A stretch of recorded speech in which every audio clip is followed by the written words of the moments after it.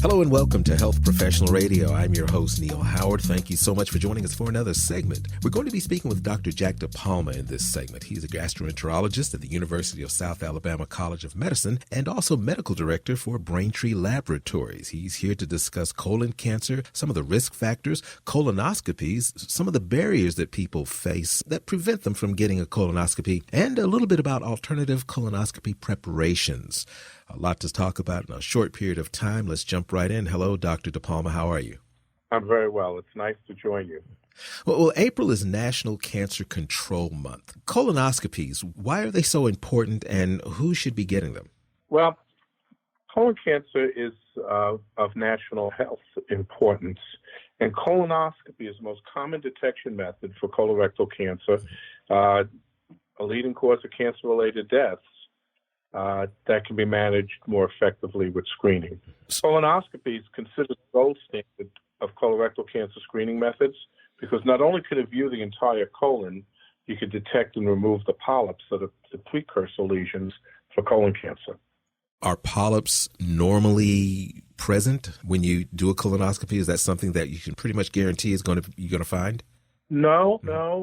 Probably about a quarter to a third of average risk Americans at around age 45 will have the polyp that could go on to colon cancer.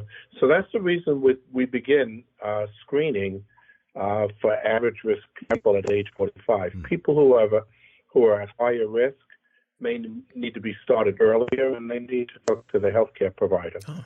Well, what are some of the risk factors involved in colorectal cancer? It's hard to predict. Just about every American's at risk for colorectal cancer. My list would include a lack of regular physical activity, a diet low in fruits and vegetables, low fiber, high fat diet, or a diet that is high in processed meats, overweight and obesity, and alcohol and tobacco use. That covers a wide range of lots and lots of people, I would say, are at risk for colorectal cancer. You said that people at a higher risk might have to start having their screenings at an earlier age than 45. Once you start screening, how often should you have a screening throughout the rest of your life? The screening surveillance after your first colonoscopy is dependent on a variety of different issues, including medical conditions and family history. If someone has a polyp, they'll have a follow-up surveillance colonoscopy at 5 years, and most of the rest of us would go at 10-year intervals. Well, with that big of a gap between screenings, how common is it for people just not to go anymore? Well, participation with colon cancer screening varies a great deal, not only for the initial study, but the subsequent studies. Certainly, if somebody has had a polyp or are at higher risk, they would be more apt to come back for their surveillance procedure. Are men more susceptible than women, or does it really matter? Colon cancer affects women and men pretty equally. You know, some of these risk factors, just cutting them out completely, with that diminishes the risk. But once you're in that risk factor category, do you maintain that level of risk? The risks for colon cancer are lifelong, but I have to emphasize that every American is at risk for colon cancer and need to participate in regular screening. Are there barriers other than just not going or not following physicians' recommendations that keep people from getting their colonoscopy, either in the first place or on time? The biggest barrier that I see is that patients and people who have no signs or symptoms of colon cancer don't think that they need screening. If they don't have a family and their doctor didn't recommend colonoscopy or other screening modalities, they may not participate because they don't think they're at risk.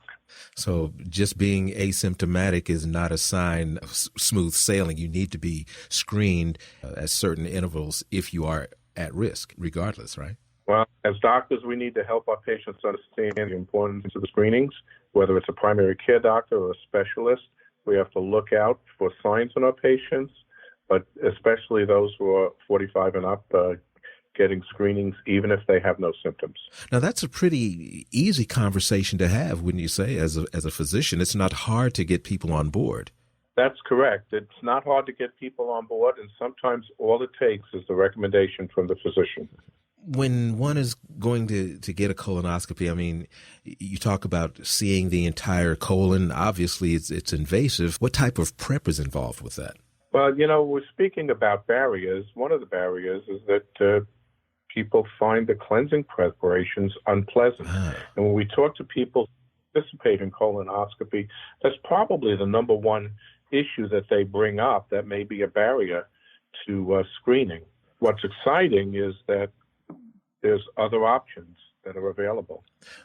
The great news is there's an FDA-approved, safe, and effective alternative to the large volume liquid preparations. Yeah, I understand that it could be upwards of a gallon or more of liquid that you have to consume in just a short period of time before your screening. Is that correct?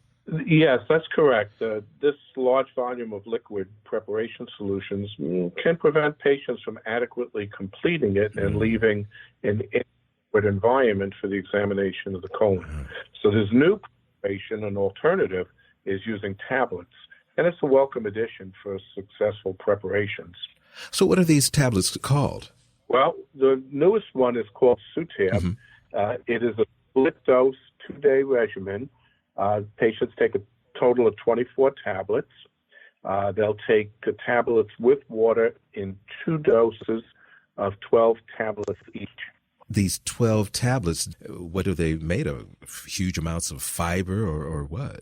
No, the SUTAB preparation is made of sulfate salts, and it is designed to be taken with water to cleanse the colon. So you take 12 tablets on one day and then 12 the next day, and then you have your screening? Exactly. Well, what are some of the side effects of taking so many pills in such a short period of time? Well, there are side effects from everything that we do when we intervene with patients. But this is a pretty safe method of preparation. Patients are stimulated to have large liquid bowel movements by these tablet preparations, as with all preparations. And, patients may, notice that they have a fair amount of diarrhea. There may be some cramps, some nausea associated with these preparations. I did the SUTAB preparation this year for my screening colonoscopy. And having done several other preparations in the past, I found this one very tolerable. Is this indicated only for initial screenings and subsequent screenings to follow up? This is designed for a preparation for colonoscopy to give good prep completion and visualization of the colon. And is it readily, it's FDA approved, of course, is it readily available now, or are we still waiting for it to go mainstream? Oh, no, it's FDA approved. It's on the market. Okay. And, of course, it is by prescription only. Yes, sir. Well, is there anything that you'd like to add briefly before we get a website where we can learn more? Well, I think, my take-home message is that each of our patients are so unique, and they deserve to have options when it comes to their bowel prep. So it's nice that we have an alternative, and there are several FDA-approved preparations available.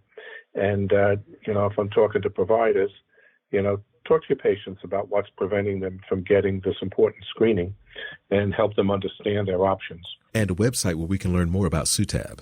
SUTAB.com. And that's SUTAB.com. Well, Doctor, I appreciate you sharing some of your time with us this evening. Thank you so much, and hopefully we'll have an opportunity to speak again. It was very nice meeting you and chatting with you. Have a nice evening. You as well. You've been listening to Health Professional Radio. I'm your host, Neil Howard, in conversation with Dr. Jack DiPalma. Audio copies of this program are available at hpr.fm and healthprofessionalradio.com.au. You can also subscribe to the podcast on iTunes. Listen in, download it, SoundCloud, and be sure and subscribe to our YouTube channel at youtube.com, Health Professional Radio.